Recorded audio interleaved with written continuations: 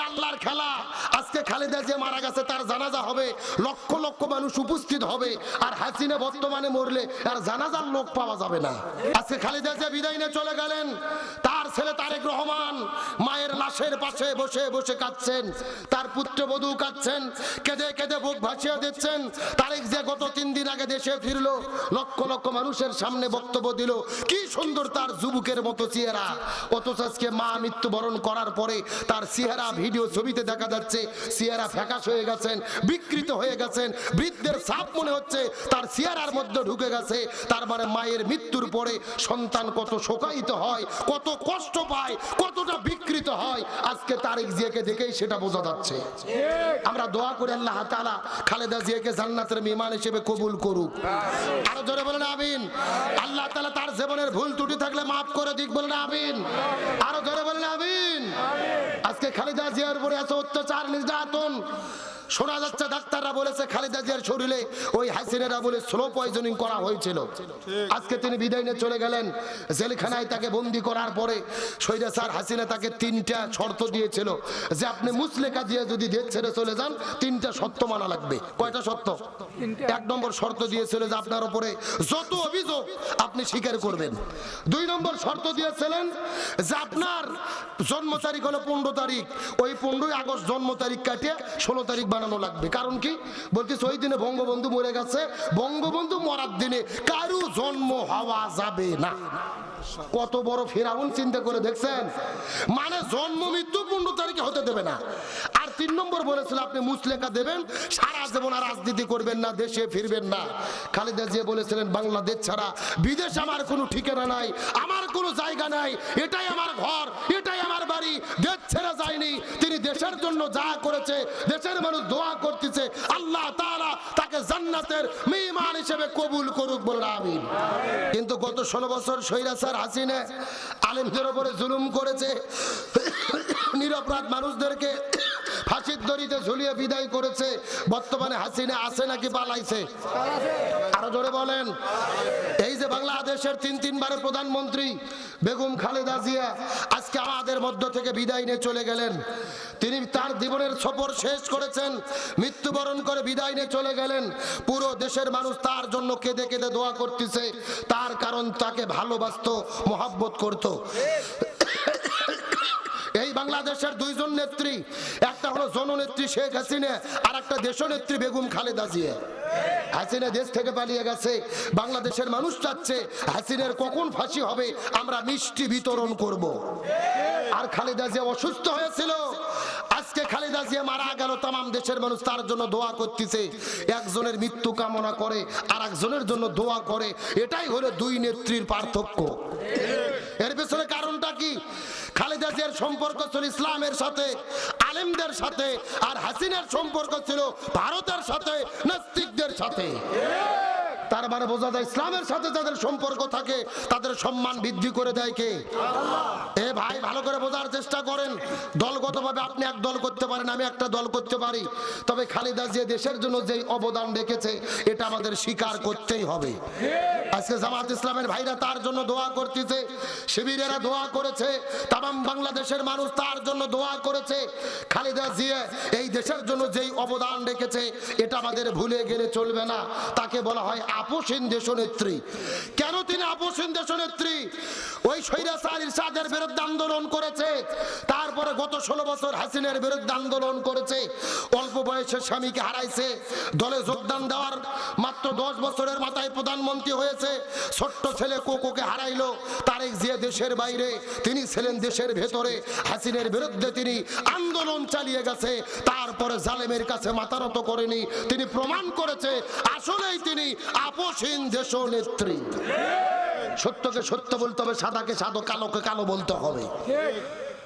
আলোচনা চলছে চলছে, ওটাউটি করা যাবে। বেগম খালেদা জিয়ার কথা বলেছে দেখে মন খারাপ করেছেন? আরে ভাই কি মাস্কার আর কি ঠাট্টা। আজকে খালেদা জিয়া মারা গেল, হাসিনা দিল্লি থেকে ব্রিফিং দিয়েছে যে খালেদা জিয়া মরাতে আমি খুবই কষ্ট পেয়েছি, আমি সমজ্ঞাপনা জানাচ্ছি, সমবেদনা জানাচ্ছি। কি রকম ডাইনি চিন্তা করেন, যে নিজেই খালেদা জিয়া জেলে বন্দি করলো, শরীরের মধ্যে বিষ পয়জনিং ঢুকলো, বেগম খালেদা জিয়ার স্বামীর বাড়ি থেকে গলা ধাক্কা দিয়ে বের করে দিলেন, জেলের মধ্যে বন্দি করলেন, শরীরে বিষ ঢুকাইলো।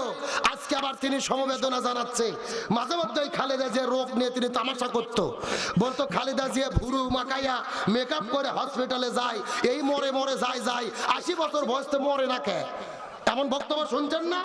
খালেদা জিয়া অসুস্থ, তার টিটকারি মারত। আজকে তার জন্য তিনি বলতেছে আমি দোয়া করি। হাসিনার ছেলে জয় বলতেছে সমবেদনা জানাই। এদেরকে বলতে চাই তোমাদের সমবেদনা জানাতে হবে না। আজকে খালেদা জিয়া মারা গেল, এর দায় তোমরাও এড়াতে পারো না, এর পিছনে প্রধান দায়ী হলো তোমরা। এই মানুষটাকে জেলে রেখে তার জীবনকে শেষ করে দিয়েছে।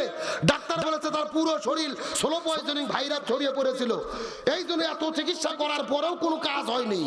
আজকে তোমরা সমবেদনা জানাচ্ছ, ঠাট্টা করতেছ, তবে আল্লাহর খেলা। আজকে খালেদা জিয়া মারা গেছে, তার জানাজা হবে, লক্ষ লক্ষ মানুষ উপস্থিত হবে। আর হাসিনা বর্তমানে মরলে আর জানাজার লোক পাওয়া যাবে না। কেরে দিল্লি তোটি মুসলমান আছে মোদির কাছে? আশেপাশে লোকই নাই। জিয়া মারা গেছে, লক্ষ লক্ষ লোক জানাজা পড়েছে, আর বঙ্গবন্ধুর জানাজার দৃশ্য বাংলার জমিনে নাই। তার মানে বোঝা গেল যারা ইসলামের পক্ষে থাকে আল্লাহ তাদের সম্মানিত করে, আর যারা ইসলামের বিরুদ্ধে দাঁড়ায় আল্লাহ তাদেরকে ফিরাউন নমরুদের মতো লাঞ্ছিত করে। আল্লাহ তাআলা খালেদা জিয়াকে জান্নাতি করুক বলেন আমিন। তারেক জিয়াকে সবুর করার তৌফিক দিক বলেন আমিন। আল্লাহ তাআলা তাদের পরিবারের সকলকে সবুর করার মতো তৌফিক দিক বলেন আমিন। তবে এক কারণ ভাইরে, খালেদা জিয়া সকালে মারা গেছে, খবর শোনার পরে মানুষ বলতেছে না বিশ্বাস হয় না, অনেক আগে মারা গেছে। এরকম শুনতেছেন না? বলে যে অনেক আগে মারা গেছে, তারেক জিয়া দেশে আসার জন্য ওকে ঘোষণা দিতে দেরি করলো, আটকে রেখেছিল, ফ্রিজে রেখেছিল, এমন গুজব নাই? বাজারে বাজারে চায়ের দোকানে রিক্সায় এমন গল্প করা হচ্ছে। আমরা বলবো না, যার ব্যথা সে বোঝে, মায়ের চেয়ে মাসির দরদ বেশি নয়। তারেক জিয়া বুঝতেছে কষ্ট কাকে বলে। সুতরাং ওর মা কবে মারা গেল, কবে ঘোষণা দিল, গুজব ছড়াইন না ভাই। একটা মানুষকে নিয়ে তারাই ভালো বুঝবে কি ঘটনা। এর জন্য আমরা মিথ্যা গুজব ছড়াইয়া জবাবদিহিতা করার কোনো দরকার? সঠিক মিথ্যা মৃত্যু কখন কার আসবে একমাত্র জানে কে? আরো জোরে বলেন। আমরা দোয়া করে জান্নাত হিসেবে কবুল করুক বলে আমিন। তাহলে আলোচনা শুরু করেছিলাম, রাসূলের সিরাত আদর্শ মানাকে ফরজ করে দিয়েছেন কে? আরো জোরে বলেন। আমার বন্ধুগণ, মুসলমান ভাইরা গভীর মনোযোগ লক্ষ্য করুন। কোন দিকে নজর নাই, কোন দিকে তাকাতাকি নাই। আল্লাহ নবীর যেমন আদর্শ মানা ফরজ করে দিলেন, এর পেছনে অনেকগুলো কারণ রয়েছে। আমি পুরো কোরআনটা গবেষণা করে দেখেছি, এর পেছনে প্রধানত কারণ হলো 3টা। জোরে বলেন কয়টা? আরো জোরে। কথাগুলো সুন্দর করে বোঝার চেষ্টা করবেন। তার মধ্যে প্রথম নম্বর কারণটা কি, এই সম্পর্কে আমার আল্লাহ তাআলা কোরআনুল কারীমের মধ্যে কত চমৎকার করে বলেন, লাকাদ কানা লাকুম ফি রাসূলিল্লাহি উসওয়াতুন হাসানাহ। সূরা আযাব 21 নম্বর পারার 19 নম্বর পৃষ্ঠার 2 নম্বর লাইন 21 নম্বর আয়াতে কারিমা তাফসীর ইবনে কাসিরের মধ্য থেকে বলতেছে, আল্লাহ তাআলা ডাকতে বলে, এ পৃথিবীর মানুষেরা ভালো করে বোঝার চেষ্টা করো। এই দুনিয়ার মধ্যে যদি তোমরা শান্তি পেতে চাও, আখিরাতের মধ্যে যদি তোমরা মুক্তি পেতে চাও, আমি নবীর জীবনের ভেতরে শ্রেষ্ঠ আদর্শ দান করেছি। নবীর আদর্শ ছাড়া অন্য কারো আদর্শ মানা যাবে না। এ বগুড়া মুসলমান গভীর মনোযোগ। ইমাম বুখারী রাহমাতুল্লাহ আলাইহি বুখারী শরীফ লেখার আগে এই জমিনের মধ্যে একটা কিতাব লিখেছিলেন, যেই কিতাবের নাম হলেন আল আদাবুল মুফরাদ। ওই কিতাবের মধ্যে তিনি বর্ণনা করে বলেন, হাসরের ময়দানে আল্লাহ 6 প্রকার মানুষদেরকে বিনে হিসেবে জাহান্নামের মধ্যে দেবেন। তার মধ্যে প্রথম নম্বর প্রকার হলো তারা যারা জমিনের ভেতরে নবীকে বাদ দিয়ে অন্য কারো আদর্শ গ্রহণ করেছে। নাউজুবিল্লাহ বলেন।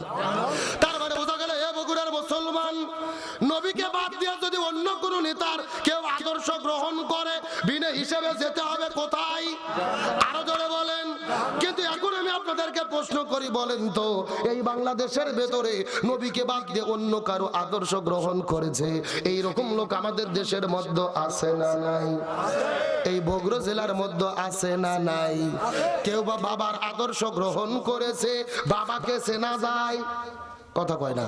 আরে বঙ্গবন্ধু জাতির ফিতে কেউ বা বাবার আদর্শ গ্রহণ করেছে, কেউ বা স্বামীর আদর্শ গ্রহণ করেছে, কেউ বা ইরশাদ চাচার আদর্শ গ্রহণ করেছে, কেউ বা কার্ল মার্ক্সের আদর্শ গ্রহণ করেছে, কেউ বা লেনিনের আদর্শ গ্রহণ করেছে। এ বগুড়ার মুসলমান চিৎকার করে বলেন তো দেখি, নবীকে বাদ দিয়ে বাবা, চাচা, দাদা, খালু ইত্যাদি কোন ব্যক্তির যদি কেউ আদর্শ গ্রহণ করে বিনা হিসেবে তাদেরকে যেতে হবে কোথায়? উপায় নাই রে, উপায় নাই রে মানুষ, উপায় নাই।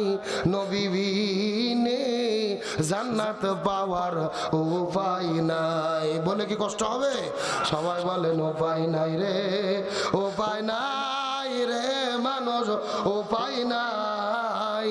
নবী বিনে জান্নাত পাওয়ার। আমার বন্ধুগণ মুসলমান ভাইরা গভীর মনোযোগ লক্ষ্য করুন।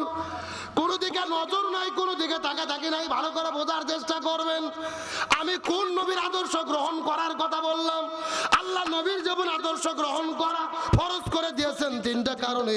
তার মধ্যে প্রথম নম্বর নবী হলেন শ্রেষ্ঠ আদর্শ, 2 নম্বর নবী হলেন 2 নম্বর কারণটা কি এই সম্পর্কে আমার আল্লাহ কোরআনুল কারীমের ভেতরে কত চমৎকার করে বলেন, ওয়া ইন্নাকা লাআলা খুলুকিন আযীম। আল্লাহ তাআলা বলেন পৃথিবীর মানুষেরা গভীর মনোযোগ। হযরত আদম আলাইহিস সালাম থেকে শুরু করে ঈসা রুহুল্লাহ পর্যন্ত যত নবী রাসূল আমি দুনিয়ার মধ্যে প্রেরণ করেছি, কোন নবী রাসূলের ক্ষেত্রে আমি কিন্তু কোরআনে সার্টিফিকেট দেই নাই, কিন্তু আমি আমার নবীর ক্ষেত্রে এই কোরআনের মধ্যে বর্ণনা করে বলে দিয়েছি, ওয়া ইন্নাকা লাআলা খুলুকিন আযীম। আমি নবীর জীবনের ভেতরে শ্রেষ্ঠ চরিত্র দান করেছি। আল্লাহ নবীর জীবন আদর্শ মানা ফরজ করতেন 3 কারণে। 1 নম্বর নবী শ্রেষ্ঠ আদর্শ, 2 নম্বর নবী শ্রেষ্ঠ চরিত্র, 3 নম্বর কারণটা জানার দরকার আছে না নাই? তবে আপনারা যদি অনুমতি দেন আমি মহিলাদের জন্য 2 মিনিট কিছু বলবো, বলার দরকার আছে না নাই? এ বগুড়া মুসলমান গভীর মনোযোগ লক্ষ্য করুন। আমার নবীজি মিরাজের রজনীতে সর্বপ্রথম চলে গেলেন জান্নাতের ভেতরে। ওই জান্নাতটা পরিভ্রমণ করার পরে আস্তে করে নবী যখন জান্নাতের মধ্যে চলে গেছেন, নবী জান্নাতের মধ্যে যাওয়ার পরে লক্ষ্য করে দেখে হাজার হাজার মহিলাদেরকে আগুন দিয়ে দাউ দাউ দাউ দাউ দাউ দাউ করে জ্বালানো হচ্ছে। এই মহিলাগুলো জোরে জোরে চিৎকার করে চেঁচামেচি করতেছে, আর এই মহিলাদের মাথার উপরে বসে কিছু কাকগুলো তাদের মাথার মগজগুলো ঠুকুরে ঠুকুরে খাচ্ছে। এই দৃশ্য দেখার পরে নবীজির মনটা বড় খারাপ হয়ে গেলেন। জিবরাইলকে জিজ্ঞাসা করে বলে, ভাই জিবরাইল এই সমস্ত মহিলাগুলো কারা বলো তো দেখি। যেই সমস্ত মহিলাগুলোকে আগুন দিয়ে পুরানো হচ্ছে তার কারণটা জানতে চাই। এমন সময় জিবরাইল ডাকতে বলে, ইয়া রাসূলুল্লাহ মনের মধ্যে কষ্ট নেবেন না, এই মাত্র আল্লাহ জানাই দিল আপনার উম্মতের ভেতরে অধিকাংশ মহিলারা জাহান্নামে যাবে। অধিকাংশ মহিলাগুলো যাবে কোথায়? নবীজির মনটা বড় খারাপ হয়ে গেলেন। এ ভাই জিবরাইল তুমি কেমন কথা বললে? অধিকাংশ মহিলা জাহান্নামের মধ্যে কেন যাবে? জিবরাইল ডাকতে বলে, ইয়া রাসূলুল্লাহ ভালো করে বোঝার চেষ্টা করবেন। অধিকাংশ মহিলা জাহান্নামের মধ্যে যাবে এর পেছনে অনেকগুলো কারণ রয়েছে। তার ভেতরে প্রধানত কারণ হলো 2টা। জোরে বলেন কয়টা? আরো জোরে, সাউন্ড নাই। আচ্ছা আপনাদের কি কষ্ট হচ্ছে? এই যে আমি বসে আছি মাঝখান দিয়ে সোজা, ডান দিকে এক ভাগ, বাম দিকে আর এক ভাগ। আপনারা মুখ বন্ধ করে থাকেন, আপনারা বলেন তো দেখি অধিকাংশ মহিলা জাহান্নামের মধ্যে যাবে তার পেছনে কারণ হলো কয়টা? আরো জোরে আপনারা মুখ বন্ধ করেন, আপনারা বলেন তো দেখি। অধিকাংশ মহিলা জাহান্নামের মধ্যে যাবে, তার পেছনে কারণ হলো কয়টা? ওরে বাবা, কেন ভাগ করে দেন, সাউন্ড বাজছে। তারপর আপনার